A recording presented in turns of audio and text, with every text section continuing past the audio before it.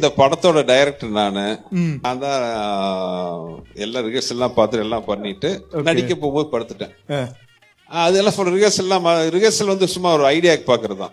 இந்த பொசிஷன்ல நான் இல்ல, அசிஸ்டன்ட் படுக்க வச்சுட்டு வடிவேல் ஆடுறதுலாம் பண்ணியாச்சு. அப்போ டவல்லாம் கட்டல, அவரு நார்மலா இருந்தாரு. அப்புறம் ஷார்ட்னோட ஓகே நான் வந்து என் பொசிஷன்ல படுத்துட்டேன். அவரு அப்புறம் போய் ட்ரெஸ் மாதிரி நான் பாக்கல. கேமரா ஆக்ஷன் நானே கேமரா எல்லாம் அசிஸ்டன்ட் சொல்லிட்டு எல்லாம் ரெடின்னு சொல்லிட்டு நான் திரும்பி பார்த்த பாருங்க. அப்பதான் ஃபர்ஸ்ட் இதை பார்த்தேன். இப்ப நீ இப்படி பார்க்கும்போதே காமெடியா இருக்க, ஏன் ஆங்கிள் பாருங்களேன், லோ ஆங்கிள். நான் திரும்பி பார்த்தோன்னு சிரிப்பு வந்து சிரிச்சேன். அதுக்கப்புறம் ஒரு 1 more எடுத்து இது பண்ணோம். அதாவது நானே நம்ம சீனே என்ன வரப்போது நமக்கு தெரியும், ஆனா நம்மள மீறி நம்மள சிரிக்க வைக்கிற திறமை இருக்குதுன்னா அது அவர் வடிவேல். ஆக்சுவலா நீங்க நிறைய காமெடியன்ஸ் கூட நடிச்சிருந்தாலும் வடிவேல் சார் கூட நடிக்கும் போது உங்களறியாமலே சிரிச்சு நிறைய இந்த படத்துலயே ஒரு ஷாட்லாம் வரும். அது ரொம்ப ஒரு ஷாட் நீங்க பாத்தீங்கன்னா, வாடா வாடா ஏரியாக்கு வாடான்னு சொல்லிட்டு வந்து வீட்டுல நான் நிப்பேன். என்ன வந்து பார்த்துட்டு அந்த சீன் ஃபுல்லாவே நான் சிரிச்சுட்டேன். வாடா வாடா வீட்டுக்குள்ள வாங்க, கடைசியில் நான் வீட்டுக்குள்ள வருவோம் பாருங்க, பக்கத்துல வந்து கேட்பாரு. அப்ப சொல்லும் போது நான் டைலாக் சொல்லும் போது என்னால அடக்க முடியல. வடிவேல் என்னத்துட்டு வர, அண்ணா சிரிக்காதீங்கண்ணா. ஐயோ மாபெரும் இவரு அண்ட் இவரு வடிவேல்னா கவுண்டர் பண்ணி வச்சுட்டு லொகேஷன்ல நம்ம சீன் நமக்கு தெரியும் என்ன வரும்னு. எத்தனை தடவை மானிட்டர்லாம் பார்த்தாலும் நம்ம சீன் என்ன பேச போறாங்க கவுண்டர் டைலாக் வரைக்கும் தெரியும். ஆனா அவங்க பண்ணும் போது நமக்கு சிரிப்பு வரும். அதுதான் வந்து இவங்க 2 பேரோட பவர். சூப்பர்ண்ணா. கவுண்டர் பண்ணி என்ன அவர் மாதிரி ஒரு ஜீனியஸ் வந்து பார்க்க முடியாது. ஆக்சுவலா கவுண்டர் பண்ணி கூட ஒர்க் பண்ணும்போது சீன்ல ரொம்ப யோசிக்கணும்னு அவசியமே இல்லை. நான் ஏற்கனவே சொல்லியிருக்கேன், அது சாதாரண விஷயத்த கூட பெருசா ஒரு இது பண்ணிடுவாரு. இப்ப முதல் படத்துல பாத்தீங்கன்னா ஒரு சவுத்ல இருந்து ஒரு மார்வேஷம் போட்டு வர்றாங்க, நாய் துரத்தம் வர. ஆக்சுவலா வந்து ஜெயராம் சார் வந்து தமிழா இருந்தாலும் ஒரு மலையாள ஸ்லாக்ல பேசுவாரு. அண்ணங்கிறத வந்து அண்ணன் அண்ணன் தான் சொல்லுவாங்க. சோ கவுண்டர் பண்ணி இதை பாத்துறது ஆக்சுவலா இதுல படத்துல ஒரு வராது, ஆனா பைலட் ட்ராக்லாம் அப்படிதான் பேசுறாரு லொகேஷன்ல.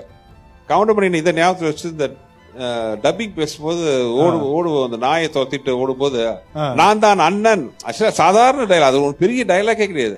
டே வேண்டாம் நாயை பார்த்து சொல்றதே நான் உங்க அண்ணன்டா அண்ணன்டா. அதுல வந்து அண்ணன் நான் தான் உன் அண்ணன் அப்படின்னாரு. அது அவ்வளவு ஃபேமஸ் ஆச்சு. ஆமா, அது ரொம்ப ஒரு பயங்கர இம்ப்ரூவைசேஷன் ஸ்பாட்ல. சாதாரண விஷயம் அவர் பண்ணும்போது அக்கா மகளே இந்து, எதுனது அக்கா மகளே இந்து அநேக ஆசீர்வாதத்துடன் மாமா எழுதி கொள்வது.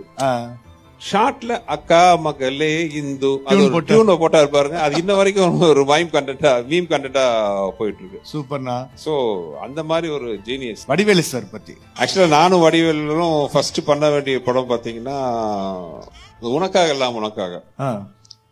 வடிவேல்னுக்கு அதுல பாத்தீங்கன்னா கவுண்டர் பண்ணி வடிவேல் காம்பினேஷன் உனக்காக உனக்காகன்ட்டு இது பண்ணியாச்சு. அப்ப விவேக் சாரும் வடிவேலும் சேர்ந்து நிறைய படம் பண்ணுவாங்க. அப்ப விவேக் வந்து என் படம் நிறைய நடிச்சிட்டு இருந்தாரு.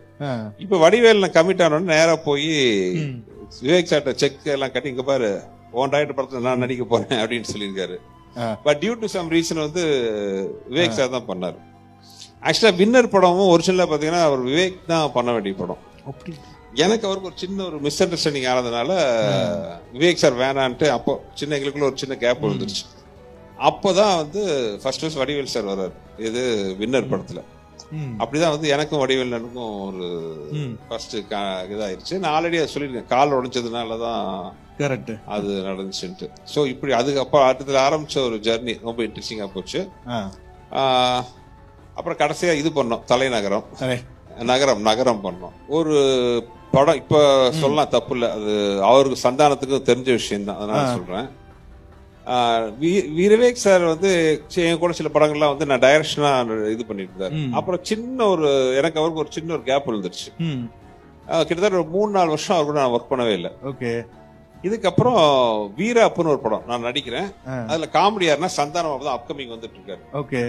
சந்தானம் வந்துட்டு இருக்காரு. திடீர்னு டைரக்டருக்கு வந்து ஒரு ஃபீலிங் ஆயிடுச்சு. நாங்க திருநெல்வேலியில ஷூட் பண்ணிட்டு இருக்கோம். திடீர்னு ஒரு ஃபீலிங் வந்து இல்ல இதுல ஒரு காமெடி தனியா இன்னொரு ட்ராக் வந்தா நல்லா இருக்கும். திடீர்னு என்ன இல்லைண்ணா வேணும்ட்டு. சரி நான் உடனே அப்போ ஓகே யார் வேணும்னா விவேக் சார் போடலாம் அப்படின்னு. சரின்னு எனக்கு சின்ன தயக்கம் என்னன்னா 2 விஷயம். ஒன்னு, விவேக் மாதிரி ஒரு சீனியர் ஆர்டிஸ்ட லொகேஷன்ல போய் உட்காந்துட்டு நாளானைக்கு ஷூட்டிங் வாங்கன்னு சொல்றது தப்பான விஷயம். கரெக்ட்.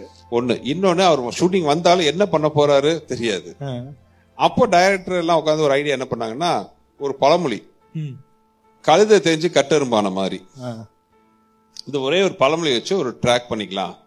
ஒருத்தன் லாரி வாங்கி, ஏன்னா கதையில வந்து ஹீரோவோட கேரக்டர் லாரி ஓட்டுறான். சோ ஒரு லாரி வாங்கி அது வேன் ஆகி ஆட்டோவாகி கடைசியில் கட்டை வண்டி ஆகி அதுவும் போய் வெறும் கட்டை தான் கையில நிக்குங்கிற மாதிரி அதை வச்சு ஒரு ட்ராக் மாதிரி பண்ணிக்கலான்ட்டு ஒரு ஐடியா பண்ணி விவேக் சார்ட்ட பேசணும். விவேக் சார்ட்ட பேசினோன்னு அடுத்த நிமிஷமே எனக்கு ஒரு தயக்கத்தோட தான் பேசினேன். ஜி இந்த மாதிரி விஷயம் ஒரு நிமிஷம் கூட அவர் யோசிக்கல. ஜி நான் நாளானிக்கு வந்துடுறேன், வந்து ஒரு 3 நாள் இருக்கேன், அப்புறம் வேற ஷூட்டிங் முடிச்சுட்டு மறுபடியும் வந்து ஜாயின் பண்ணிக்கிறேன்னு சொல்லிட்டு ஒரே நாள் அந்த ட்ராக் ஒரு ஐடியா என்ன பண்ணலாம்னு சொன்னோன்னே அவரும் இறந்துட்டாரு. அல்வா வாசு இல்ல சார் ஒரு ரைட்டர், நல்ல ஒரு பேர் மறந்துட்டாங்க, ஒரு சூப்பர் ரைட்டர் அவர். விவேக் சார் ஒரு ரைட் ஹேண்ட், அவரும் அப்படி ஒரு சூப்பர் ரைட்டர் அவரு. ஒரே நாள் அந்த ட்ராக் ரெடி பண்ணிட்டு வந்து அந்த வீராப்புல நடிச்சாங்க. அந்த இதெல்லாம் ரொம்ப ஃபேமஸ் ஆச்சு. அதுக்கப்புறம் விவேக் சார் நானும் எத்தனையோ படம் பண்ணோம்.